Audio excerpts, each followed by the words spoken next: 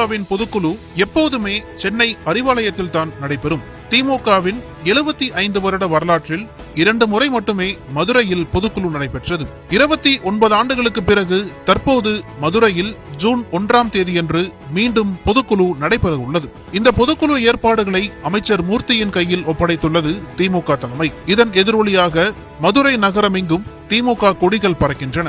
நிகழ்ச்சி நடைபெறும் ஒத்தக்கடை பகுதியில் அறிவாலய மாடலில் மிக பிரம்மாண்டமான அரங்கம் அமைக்கப்பட்டிருக்கிறது. திமுகவை பொறுத்தவரை தமிழகத்தில் உள்ள அனைத்து மாவட்டங்களிலிருந்து பகுதி செயலாளர்களில் ஆரம்பித்து அனைத்து அணியைச் சேர்ந்த மாவட்ட பொறுப்பாளர்கள் என 10,000 பொதுக்குழு உறுப்பினர்கள், சிறப்பு அழைப்பாளர்கள் இந்த பொதுக்குழுவில் பங்கு பெறுவார்கள். பொதுக்குழுவில் பங்கேற்க முதல் நாளே முதல்வர் ஸ்டாலின் மதுரை வருகிறார். மதுரை மேற்கு, மத்தி, வடக்கு தொகுதிகளில் ரோட் ஷோவில் பங்கேற்கிறார். இந்த ரோட் ஷோ முதல்வரின் அண்ணன் அழகிரி இருக்கும் பகுதியில் தொடங்கி முன்னாள் மேயர் முத்து சிலை திறப்பு விழா, மூக்கையா தேவர் மணிமண்டபம் துவக்க விழா நிகழ்ச்சி என நீள்கிறது.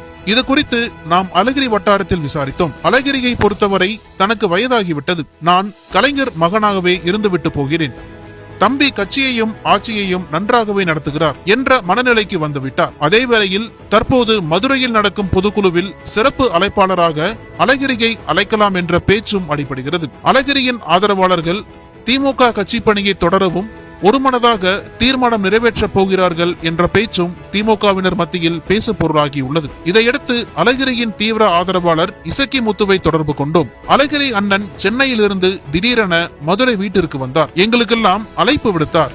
நான், முபாரக் மந்திரி, மன்னன் உதயகுமார் என அவரின் ஆதரவாளர்கள் அவரை சந்தித்து பேசினோம். தம்பி துரையின் நலம் குறித்து கேட்டறிந்தோம். மற்றபடி அரசியல் பேசவில்லை. அண்ணனிடம் திமுக தலைமைக்கு மன்னிப்பு கடிதம் துரைமுருகனிடம் கொடுத்து 3 மாதங்கள் ஆகிவிட்டன. தலைமையிடமிருந்து அழைப்பு வரவே இல்லையே என்றதும், எல்லாம் நல்ல செய்தி வரும், நீங்கள் கட்சி பணியை ஆற்றுங்கள் என்றார். எனக்கு 78 வயதாகிவிட்டது. கூடி வாழ்ந்தால் கோடி நன்மை. தற்போது தலைவர் மு.க. ஸ்டாலின் இந்திய அளவில் உள்ள பெரிய தலைவர்களும் போற்றும் தலைவராக உருவெடுத்து நிற்கிறார். பாஜகவின் நெருக்கடி சூழ்ந்திருக்கும் இந்த சமயத்தில் கட்சிக்காக பணியாற்ற தயாராக இருக்கும் எங்களை போன்றோர்களை அரவணைத்து அழைத்துச் செல்வார் என்று காத்திருக்கிறோம் என கண் கலங்கினார் இசக்கிமுத்து. திமுகவை சேர்ந்த தியோபால் நம்மிடம், வருகிற ஜூன் 1ஆம் தேதிதான் பொதுக்குழு கூட்டம், பணிகள் எப்படி நடைபெறுகிறது என்று பார்க்க வந்தேன். அண்ணன் மூர்த்தியை சுற்றி இளைஞர் பட்டாளம் அதிகளவில் இருக்கிறது. உதயண்ணா வந்த பிறகு இளைய ரத்தம் பாய்ச்சியாச்சு. கருத்தாளமிக்க இளைய தலைமுறையினர், பேச்சாளர்கள் அதிகம் ஈர்க்கப்பட்டு